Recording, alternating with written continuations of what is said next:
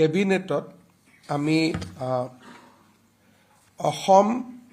অষ্টম Assam pay commission যেটো ৰাজ্যৰ চৰকাৰৰ কৰ্মচাৰীসকলক 1 জানুৱাৰী তাৰিখে আমি ঘোষণা কৰিছিলোঁ যে ৰাজ্যত আমি অষ্টম বিত্ত আয়োগ বা দৰমহা আয়োগ গঠন কৰিম।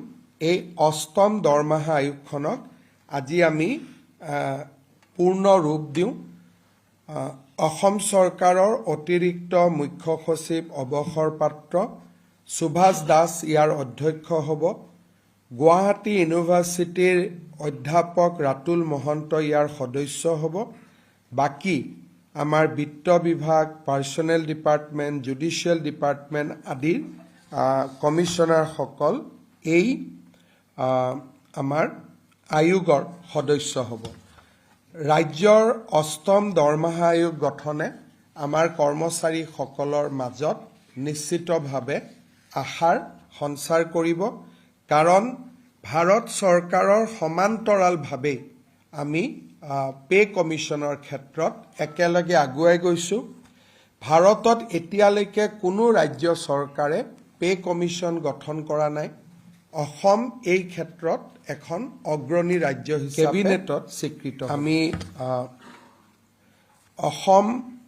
অষ্টম অসম পে কমিশ্যন যেটো ৰাজ্যৰ চৰকাৰৰ কৰ্মচাৰীসকলক 1 জানুৱাৰী তাৰিখে আমি ঘোষণা কৰিছিলোঁ যে ৰাজ্যত আমি অষ্টম বিত্ত আয়োগ বা দৰমহা আয়োগ গঠন কৰিম।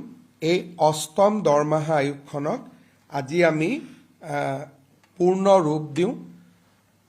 অসম চৰকাৰৰ অতিৰিক্ত মুখ্য সচিব অৱসৰপ্ৰাপ্ত সুভাষ দাস ইয়াৰ অধ্যক্ষ হ'ব।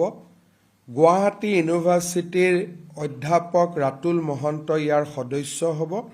বাকী আমাৰ বিত্ত বিভাগ, পাৰ্চনেল ডিপাৰ্টমেণ্ট, জুডিচিয়েল ডিপাৰ্টমেণ্ট আদিৰ কমিশ্যনাৰসকল এই আমাৰ আয়োগৰ সদস্য হ'ব।